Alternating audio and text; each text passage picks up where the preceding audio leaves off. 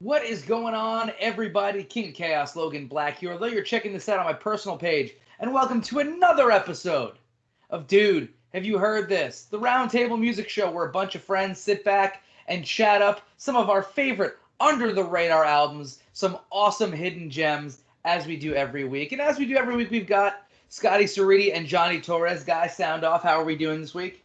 What's going on, everybody? What up, y'all? And this week, not quite sure if this is a great idea or a really, really poor idea, but we've got my tag partner. We've got my life partner. We've got the Bonnie to my Clyde or the Clyde to my Bonnie. Whichever you want me to be, I don't care. The drummer from the metal band, Chris Benne. How are you doing, dude? I'm good, man. I just worked and I'm ready to fucking talk music. All right, perfect. So let's just hop right into things right off the bat. I am going to start with Scotty's pick this week because this one I think was the one that took me for the biggest loop. Scotty, go right ahead. Tell us what you were listening to. So I picked my favorite album, Schizophrenia, by my favorite metal band, Sepultura. The second record that they ever released. First album with lead guitarist Andres Kisser. This is sort of, they were starting to step away from the death metal and do more of the thrash metal thing, but this is still right in between that death thrash kind of thing. I think it has some of their best composed work. It's got the rawest sound. It even sounds more raw than their first record, which I thought was really, really interesting. Yeah, this album means a lot to me for a lot of reasons. This was, I think any type of metal person, I grew up a metal. I've got my Life of Agony shirt on right now that I've had since freshman year of high school. So I'm definitely all in on the Roadrunner Records metal. Chris has got his Shadows Fall shirt on. So this is definitely a very metal-centric week. But this is a band that, the sound on this record is very different than what this band would legitimately become popular with.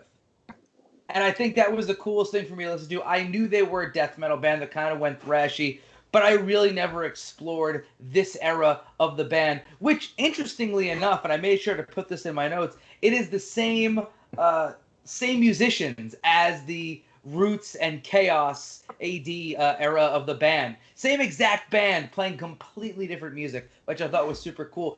But let me open it up to you guys. Johnny, let us know what you thought of this Sepultura record.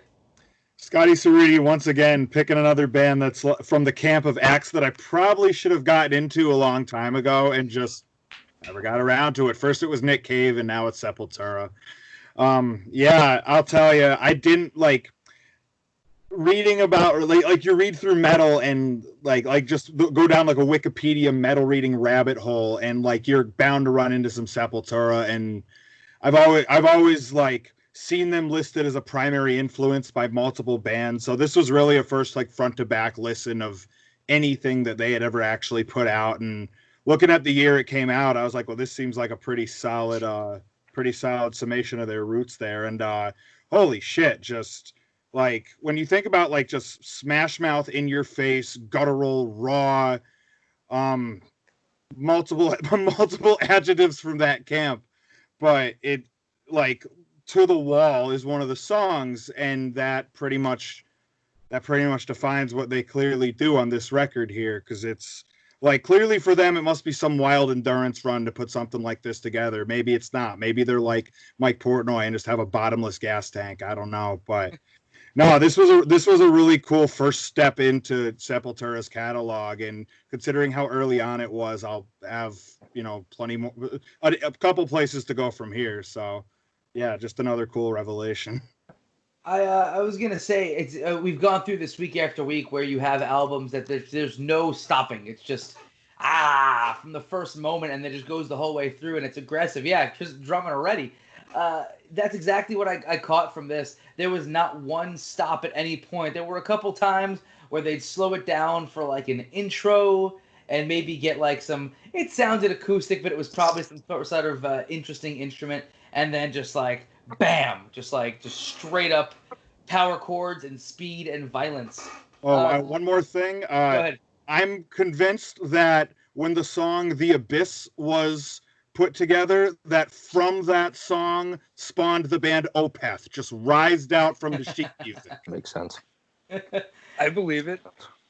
Yeah, I mean, yeah. It's truth be told, there's got to be a lot of bands that are very much influenced by these early Sepultura records.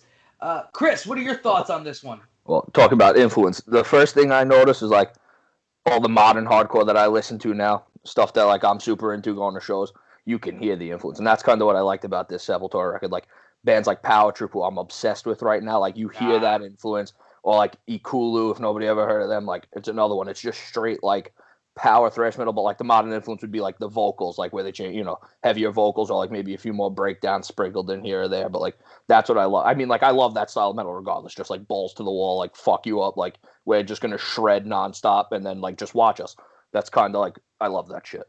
And I just like the influence that it has. Like you hear that like the old like Pantera, like older Metallica shit like that, all coming back around in modern music now.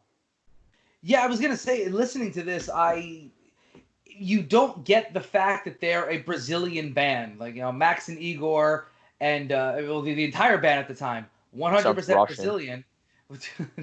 Yeah, Cavalera doesn't quite have the same Russian tick to it, but this could have been a band straight out of the Bay Area thrash scene. 100% this record. And I think, by my personal feelings, I happen to love this band, but I love, the Roots and Chaos era stuff, which, I know is kind of, it's everyone says that when they talk about this band, but I really feel like they found their sound of like mixing what would be like the traditional Brazilian style of music with metal, and also kind of throwing in like what would have been new metal. I mean, was Roots came out first, right? And that was like 93. No, Chaos AD Chaos was was 93. 93. Right. And that comes out and nobody's playing new metal yet. Korn is still 1 year away. So Thank you're God. getting those sounds. I mean, damn, there's a lot going on there. But this is certainly a throwback to that era of thrash music. I wanted to make sure that I pointed out the solo in To the Wall. Just totally, I was on a bus going to go get comic books. And I'm just sitting there like, with all these like old Caribbean ladies standing around me, staring at me awkwardly. But I'm just playing air guitar. Should've let them listen. I got a feeling they probably wouldn't have been that into it. They're already creeped out standing next to me with my Bruiser Brody shorts on the fucking on the B-44 bus. I was saying that Inquisition Symphony also had a bit of that, South American sound, but nothing else really. And then also noting that I got vibes of Nail Bomb on the first track. Very which, much of course, so. Is a Max Cavalera band. Was Igor in that as well? Do you happen to know, Scotty? I'm not sure if he was in the original incarnation of it, but I know anytime they tour it, it's Max and Igor playing Nail Bomb.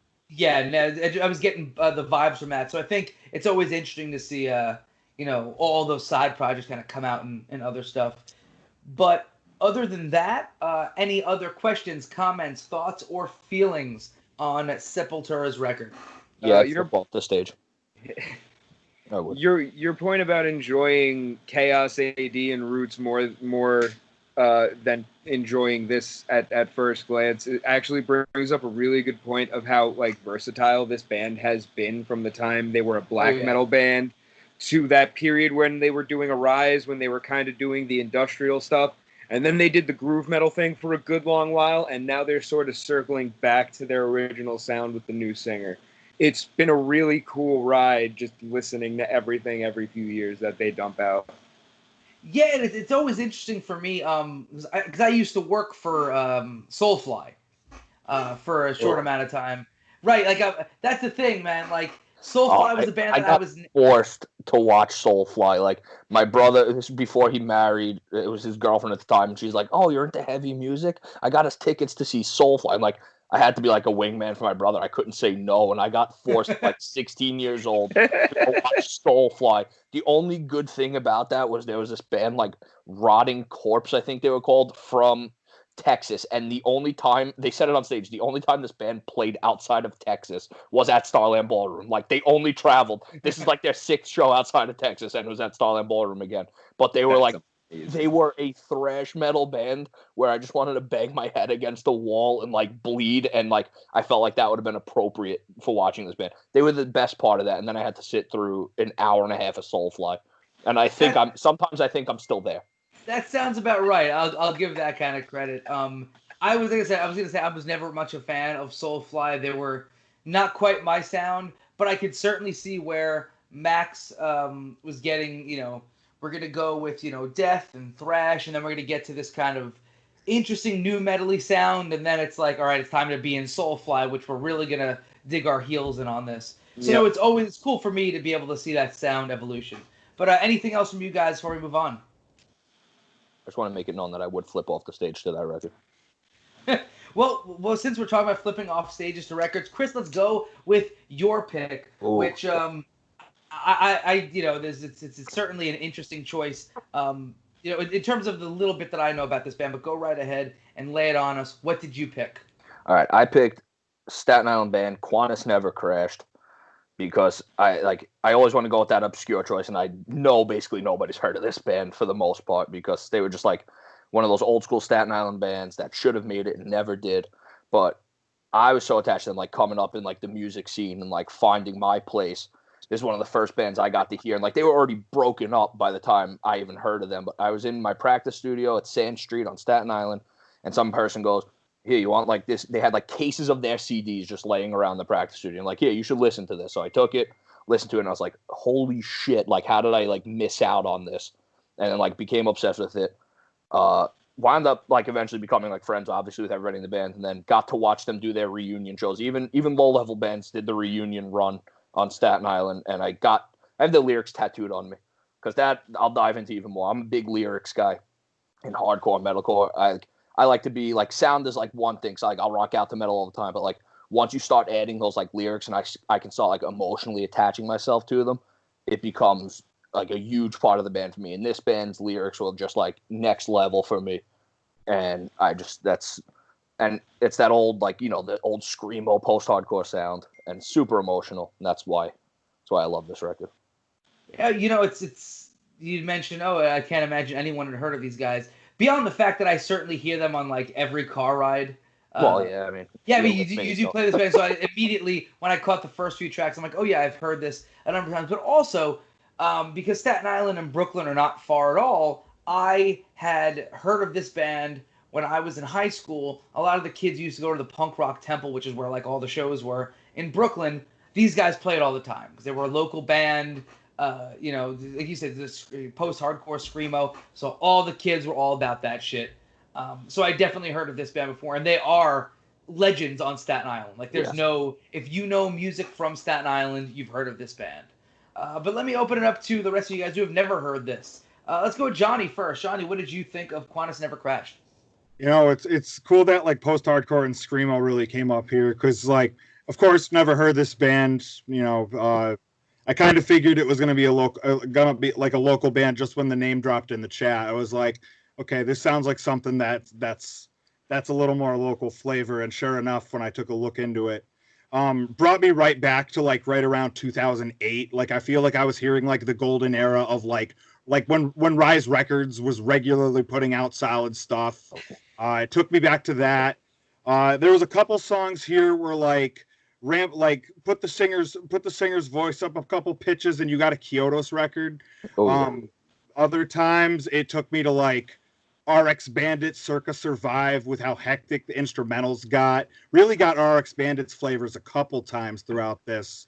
But a couple tracks definitely going in a regular rotation. William Shatner's Power Gun. The title hooked me right off the bat just because that felt like 2008 Rise Records, like track 2 off of any band off that label. Yep. And sure enough, song follows right through. Pretty much everything on this hits real hard. Any Port in the Storm going into Lighthouses was bananas. Oh yeah. That I have to listen to back to back regularly. Oh yeah. There was a lot of stuff on this record that just like, man, it was a kick in the chest. And I don't often say that about like post-hardcore or screamo stuff because to me it's just I how hard could a 110-pound kid in skinny jeans kick you in the chest? Oh, But this was, man, this really was like a very powerful record. And again, you don't really, there's maybe 3 or 4 bands that I could think of that era. Chris, when did this record come out? Do you know?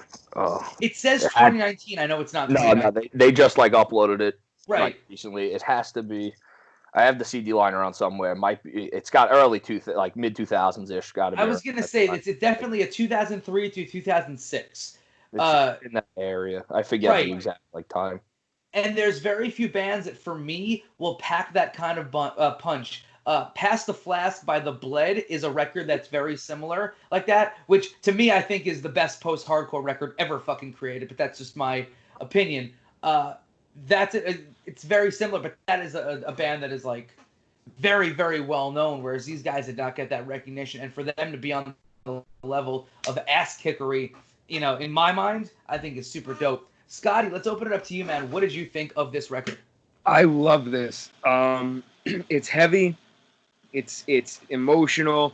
Shaolin Casanova was the first song where I was just like, holy shit, yes, I get this. I got a little bit of At the Drive-In at certain points. Other points, I got pure, like, I don't know if anybody remembers the Screamo band Heroin, but there were certain points where there was, like, little traces of that in there. And this is just a really, really, like, this is going in regular rotation. Most of this album is going to get thrown in there. I think it's the dopest thing for me whenever, like, local bands will come up. Like, Johnny, you picked, what was it? I'm so bad with names, so much brain damage. What was the local band that you had picked? What, a Will Away? That's I love that band, man. Oh, my God. God. A lot of, like, the local flavors, I really love seeing that on here when, because when I threw Dally's Gone Wrong a couple weeks back. Another good. Yeah, right. Yeah, Chris knows them too because they're New York bands. But like Quantus and Will Away and Dally's, and these are bands like for the most part nobody hears about. And whenever like we would talk and bullshit at wrestling shows about music and it'd be like, yo, you throw these things around and no one's heard of it. Now we have the time to sit back and actually listen to this stuff. So, which is why to me this kind of shit is a highlight of the week because it's just new music. New flavors, all thrown into a delicious stew, as I say every week. With that said, are there any other questions, comments, feelings, or concerns? I'll throw it out there.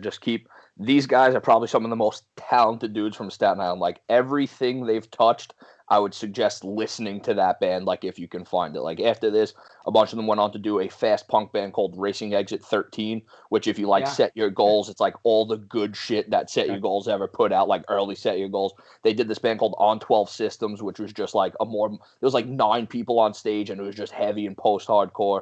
And they went on, like, this band, I think, Relics, and then I forgot what most recently they've done, but, like, anything like this band touches, like, these people are so talented. They're just like it's always worth listening to.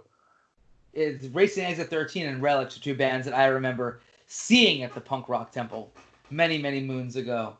I'm aging myself right now. Yeah, I know, right? Let's move it along. We're going to go with Mr. Johnny Torres's pick, which most certainly was the I don't want to say weird because it's not weird. We're not listening like. Yeah, threw me for a loop. Johnny, lay it on us. It's like I said last week about, like, it was inevitable last week. We were going to get a Bayside record at some point. This week, it was inevitable. We were going to get a Sabaton record at some point on this show. And I figured since The Great War, my pick for this week, just hit its 1-year anniversary, might as well go with that one. But I got to highlight, first of all, that actually picking an album from their massive and crazy discography was brutal. They've covered World War I, World War II from a high level, from a granular level. They've covered Sun Tzu, The Art of War. Their concept album game is next level. And with The Great War, they delve into World War I. And there's a lot where, like, you don't even have to be looking for any semblance of war-related stuff. You're just looking for good metal, and you just want to zone out to something. The whole record, front to back, is just an upbeat, good time.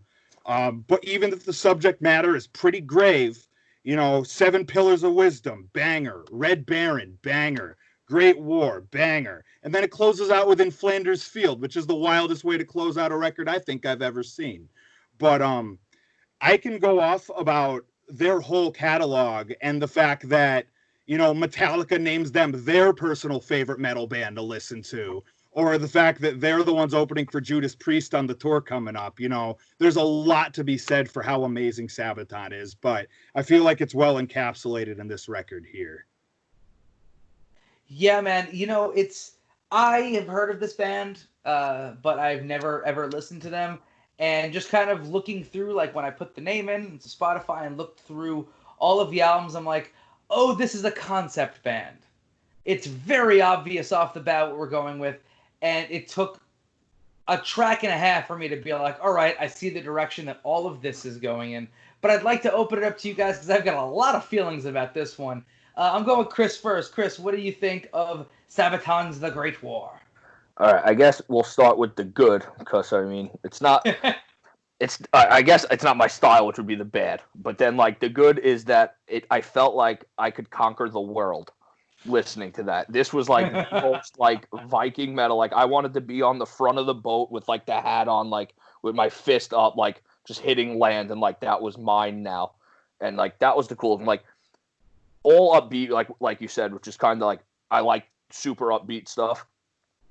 Needed to break down more for me. I'm a big breakdown guy. Needed a little more breaking down, but besides that, like I like the upbeatness of it. I like they throw in like the little like shreddy parts here and there, and it's just like that's where I'm at on that one, because the concept records, I've never really gotten into a lot of bands that do that. The only band that comes to mind is the band Defeater, and like they do it like.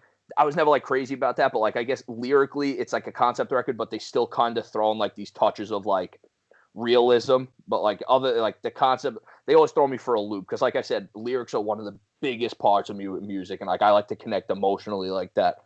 And so like this is something I probably wouldn't be able to connect emotionally to. This is more like it would be one of those gym you know, when it comes on, like let me hit the treadmill to that or something.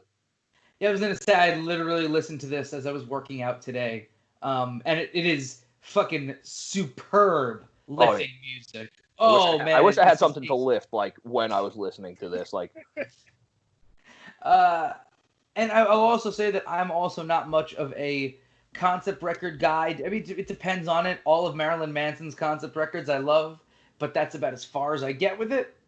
But yeah, again, lots of feelings on this one. Scotty, what are your thoughts? On the opposite end, I fucking love concept records. I need a balance. I distinctly remember one of the first like physical metal albums I bought being a reissue of King Diamond's Abigail. So this is right up my alley when it comes to metal and like content. I love historical fiction, stuff like that. So once I saw this was World War I, I was like, I'm going to sit back. I'm going to see what they do. 82nd All the Way, Attack of the Dead Man, Devil Dogs, and Red Baron.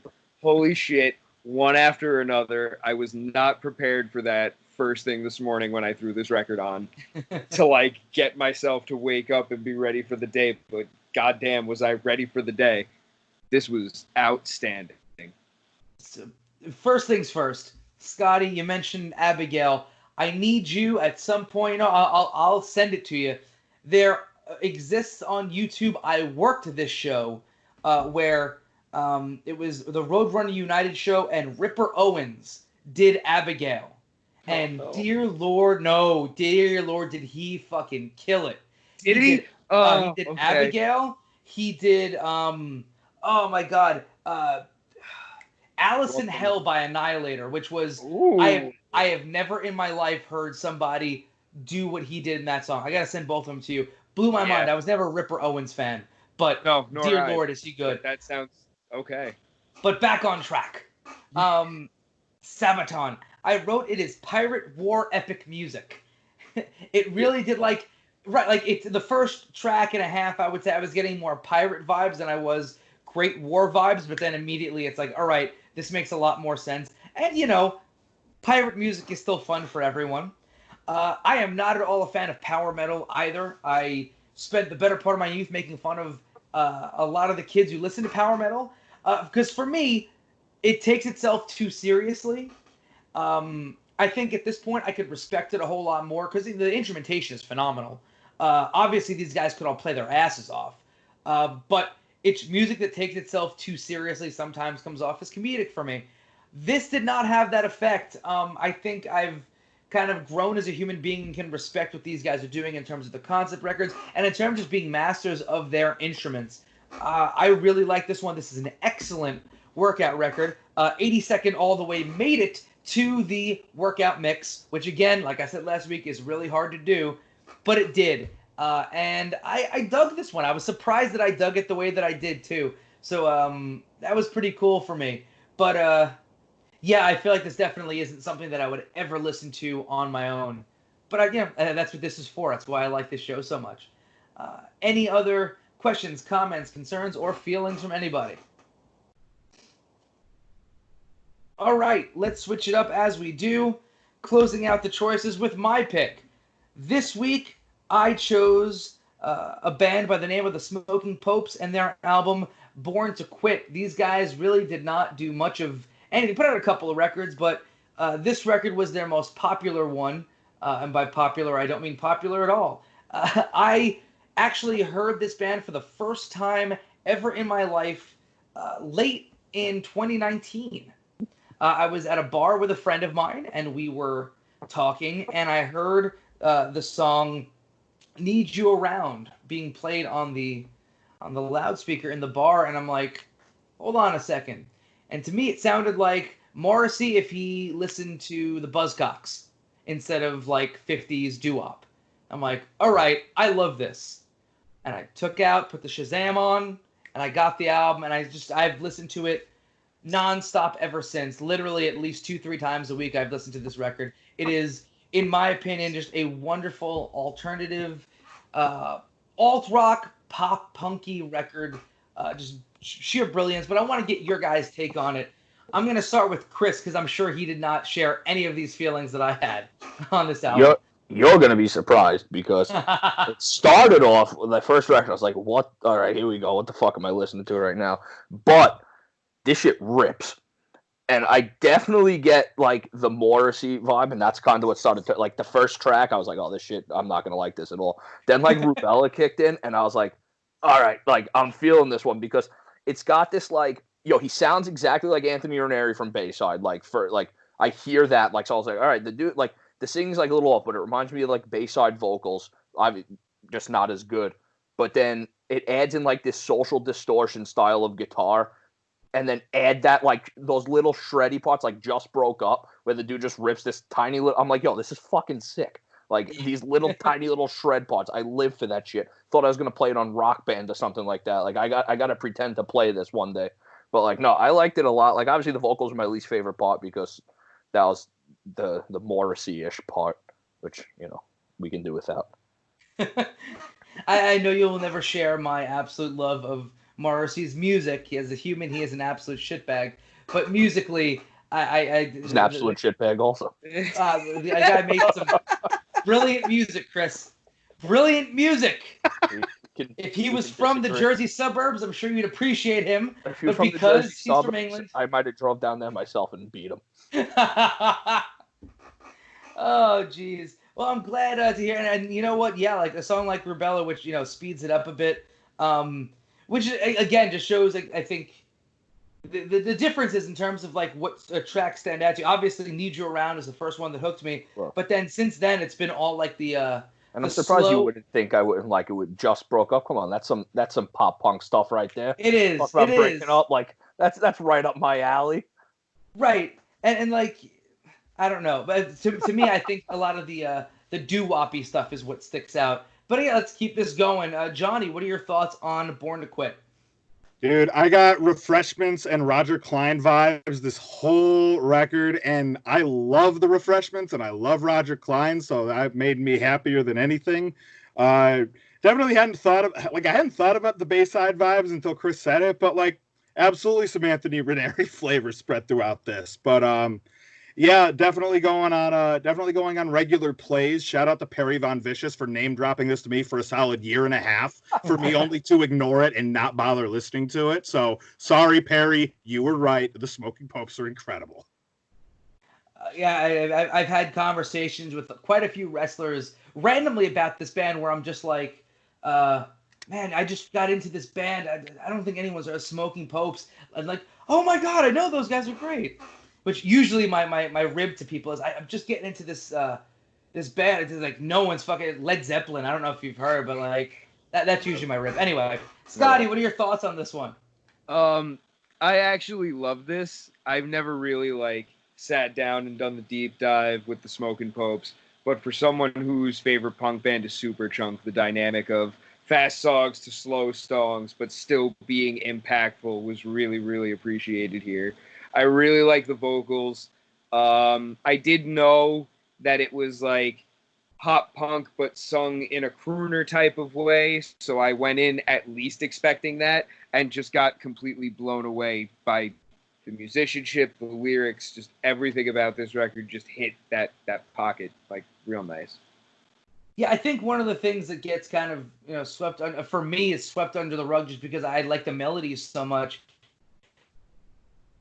Lyrically, there's really great stuff. Really, I feel like if I actually sat down and went through it and didn't get lost in the delicious flavors of melodies on this, that I'd really get hooked in. Like Chris was talking about how lyrics, I'm very similar, where lyrics can really hook me on something. And I should probably do that as my next thing instead of listening to this 3 times a week. Maybe read some lyrics to it. But yeah, I would say this one, I know last week I mentioned that No Doubt record being like in a top 3. This is certainly definitely a top 10 record for me all time, just because it is everything that I enjoy about music rolled into one thing. And in terms of deep dives, everything that I've been told about this band is that stick with this record, don't go anywhere else because nothing else is very good. No. They struck gold with this one, and that was it. Makes sense. Any other questions, comments, concerns, or feelings about the Smoking Popes? Should have been in the Tony Hawk game. Yeah, I feel like Need You Around could have been in there, or Just Broke Up With My Girlfriend is another one. Or even Rubella. Rubella would probably be the better one to go with. All right, with that said, let's move on to the question of the week. This week, I do not know how we could top last week's new metal question, but we're going to try every week from here on out. This week's question: what is the band that you're aware of? You know they're not good. They're not a great band, but you'll still defend them at every turn for making lovely, enjoyable music. I'm going to start with Scotty on this one. Messed. Just one word answer right there. And that is a perfect pick. That is a damn good choice. I know they're bad. I know they reunited and they're still bad, but they made Destination Unknown, which is like a really, really, like, it's the poppiest pop punk record on the planet. And it's just, sometimes you need that. You need that to hit that pocket. It's awful, but I love those guys. Again, we're going to go back to the recurring theme of Jake not liking bands simply for their fan base. Mest and Rufio were 2 of the bands that in high school, the kids who wore Mest or Rufio shirts, I didn't like them. Just Neff, professional wrestler Just Neff, huge Rufio fan. And he was the one exception. I loved Neff in high school. But other than that, can't stand those bands, have not listened to them, will not listen to them. It'll never permeate this brain. Yo, I saw Mess not too long ago, like randomly, like they were opening for somebody, like it was like Bowling for Soup or somebody, but and they were surprisingly good. And the lead singer it was funny to see, like, and I'm losing my hair, so I can say this, but it was funny to see that he was losing his hair, considering in high school he always had the really powerful bushy mane, and yeah, so that was funny to know. But they were otherwise fine live. I'm sure they're probably it's just him now, as far as I know, and just assorted other players, which is really funny because the other original guitarist used to sing. So how do they? I don't know. Too many questions, not enough answers. For a band that we admit isn't very good. Yeah, for real. Johnny, what is your pick for this one? Well, so during the golden era of nu metal, and I loved all the nu metal bands, and all my friends were shitting all over me for liking all the nu metal bands. Most of it was fine, but there was one band that was different. There was one band that lyrically just struck a different chord, And people still bury them to me to this day. And only one other person I know comes to their defense, and that would be Alex Cypher. And that band is Cold. Cold, I know. I know. But I tell you, I've seen them live. I've never felt an atmosphere like that before. That lead singer is one of the most unbelievably passionate live performances I've ever seen. You listen to their studio album and you're like, but there's something there, man. That guy's bearing his soul on every single record. Even if the tone isn't for you, there's something there in terms of what that guy's been through. And I think everybody can identify with something like that. Was it the singer from Cold or that wrote Weezer songs, or Weezer that wrote with Cold? I think it was Rivers Cuomo wrote "Stupid Girl." Yeah, that's what it was.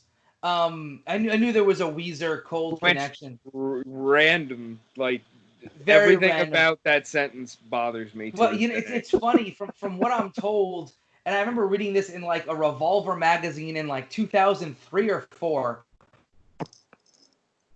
Probably even earlier.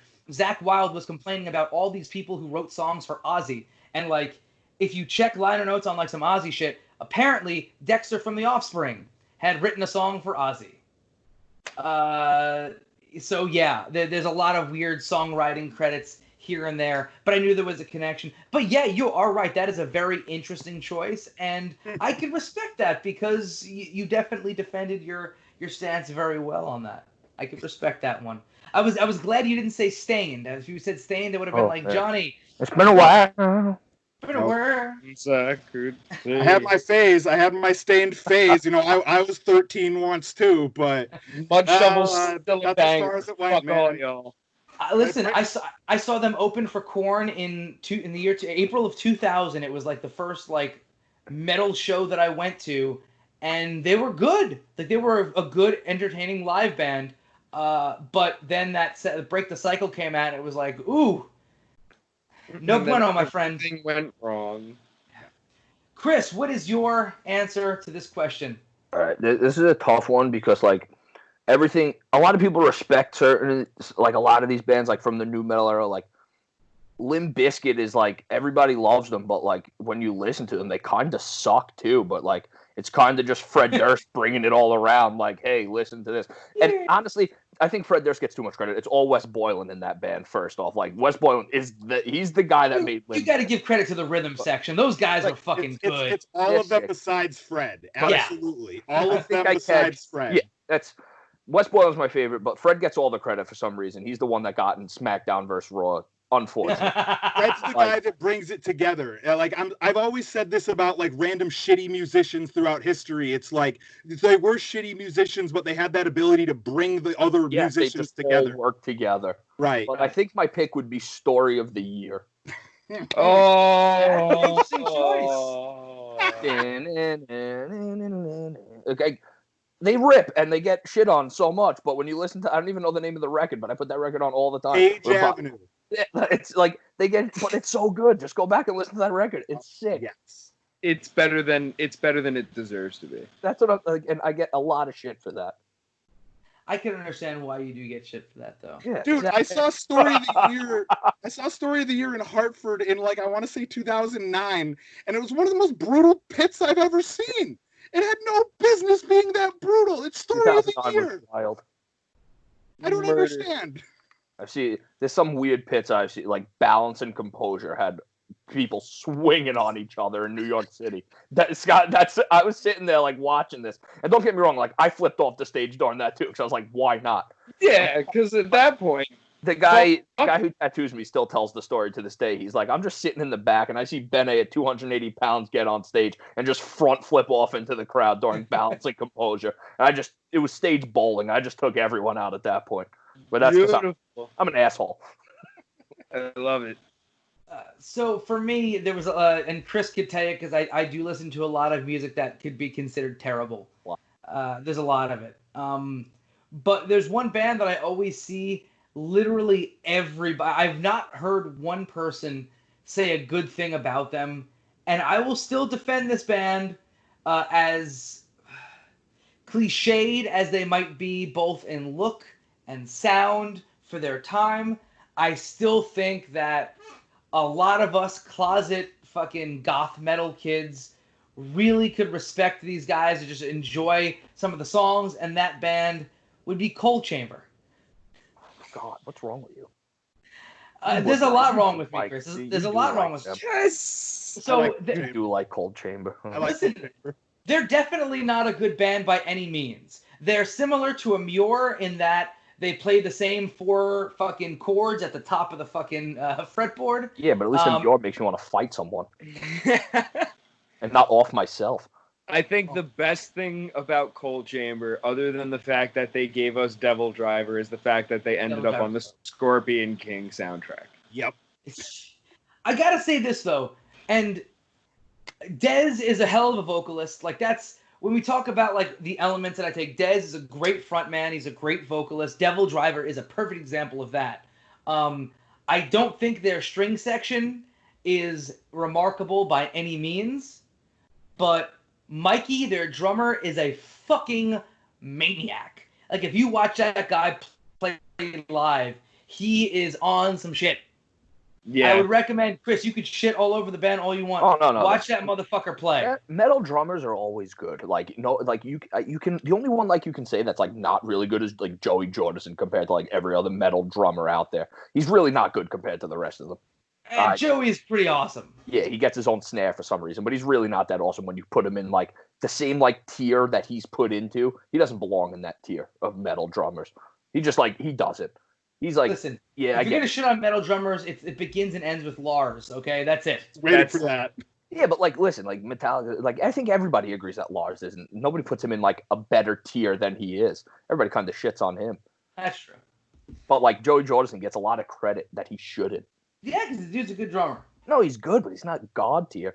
I thought you were going to go with, for your worst band, like, AFI after, like, 2000, like, what is it? AFI put out some brilliant records. No, like, listen. It's crazy that they broke up after Sing the Sorrow and never returned to write another. This is the most overused joke that you have, Chris.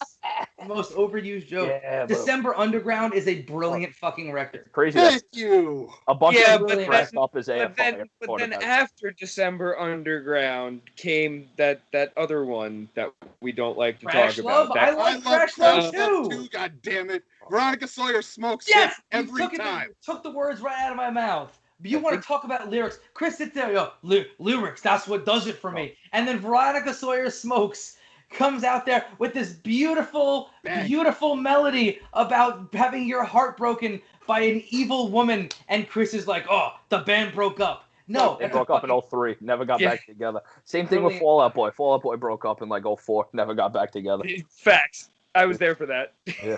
They never ever got back together. When we get off the recording of this, I've got to tell you my Fall Out Boy story real quick. But while we're still here, let's hype what we have. Where can we find us on social media? Scotty, go ahead, start us off. Twitter and Instagram at SC Ceriti, and give a follow to my sponsors at FIGPIN. Johnny.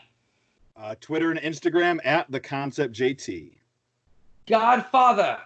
I gotta remember. Hold on. I think it's at Chris_Benne_NYC. We're gonna go with that. I always forget what my Instagram is.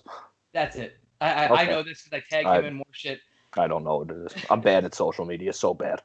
And you can find me Facebook, Twitter, and Instagram at King of Chaos NYC. This is currently on the Year One Wrestling Podcast YouTube account. Make sure to subscribe. We've got new stuff coming out just about daily at this point. Number of different videos a week. Awesome stuff. And on all of your podcasting platforms, make sure to check out the Year One Wrestling Podcast. For myself, for our normal guests, and for the special guest this week, who I'm sure will be back for me and him to fight nonstop on here.